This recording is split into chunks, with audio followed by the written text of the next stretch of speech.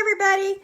Well, I'm just a few seconds late because I started it before and it was all messed up and I couldn't see me and I deleted that and now I'm back. Yay! Happy Wednesday.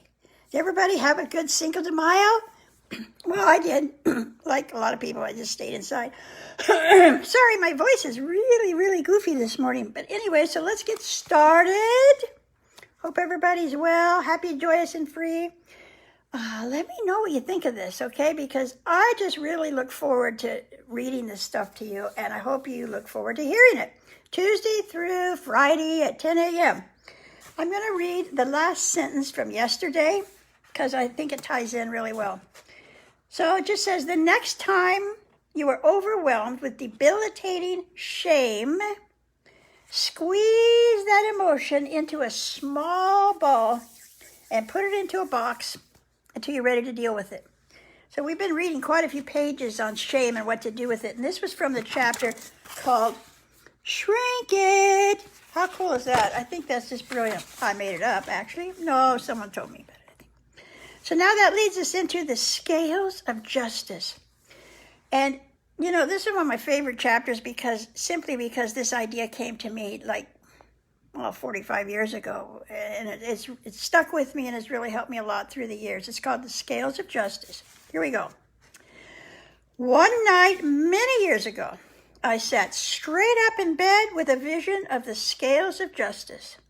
I was sound asleep, but I had been harboring resentment, refeeling over and over and over again for months about the behavior of a particular person. Of course, I saw myself as the good person and him as the bad person. If that is true, I thought, while picturing the scales. Have you ever seen the scales? Here's a picture of the scales of justice. You've seen those, right? So while picturing the scales, I thought, if it's true that I'm the good person and he's the bad person, then how come I'm wide awake in the middle of the night and the bad guy is probably sleeping like a rock? The vision of the scales helped me put my perception and attitude back in balance by reminding me that I choose my reactions.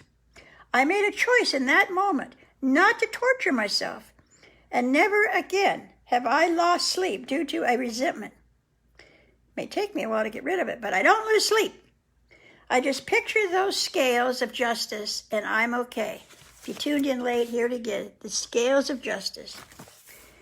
Well, I'm okay as far as sleeping is concerned, but I realized I needed to begin work on a lifetime of resentments. And I did this by taking inventory in the attic. What's the attic? The attic of my life, where my past is stored. However, before I could get there, I needed to address my anger and my rage. How? I was way too angry to write, to do any kind of inventory. No way. But my teacher said, just start writing anyway, just one page. I don't know. When you're as angry as I get, I can't think. There's a disconnect when I'm like raging and you're telling me to write. I don't think so. But I couldn't do that, so I would start raging at just the thought of someone in my past. I was no longer acting out violently against people, or a property that was not mine, but I raged and smashed things, my own things, crazy. People kept telling me, Carol, you need to deal with your anger. And that made me angry. I yelled and I was mean and hurtful. What to do? So when I was angry, I felt like a balloon filled to the brim with air, and then it let go. Have you ever done that? A balloon, blow it up and let it go. Where's it go? All over the place. That's what felt like inside of me, the anger. Have you ever seen that? Well, that's how I felt inside when I was that angry, like balls were bouncing in every direction, uncontrollably, inside of me. And if you're still wondering what the attic is, that's another chapter. I'll believe it just briefly. It's the subconscious, the attic, ATTIC. We'll get to that chapter. Stay tuned. So, what to do with that rage? I can't write. Has anybody ever felt that? Tell me if you have. It's like where you can't, you run here, you run there, you're just like, well, I learned a trick. You ready? This book is full of tricks. and tips. So one day I got the wild idea to beat up my bed. Yes, beat up my bed. Every time I felt the rage, I would pummel my bed until the energy inside of me was dissipated. Of course, I wasn't always at home, so I occasionally had a few slips of the tongue. But more often, I would hold my anger inside, knowing my bed and some sweet release was waiting for me when I did get home. Look, there I am, see? Beating up my bed. Yep. Releasing the energy of anger within me, I was then able to finally enter the attic, my subconscious, of my being to start rummaging through everything buried there. In my attic, I found the clue back, beginning my journey back to me. So I hope that makes sense. Now, tomorrow we'll start the attic. Here's the attic, A-T-T-I-C.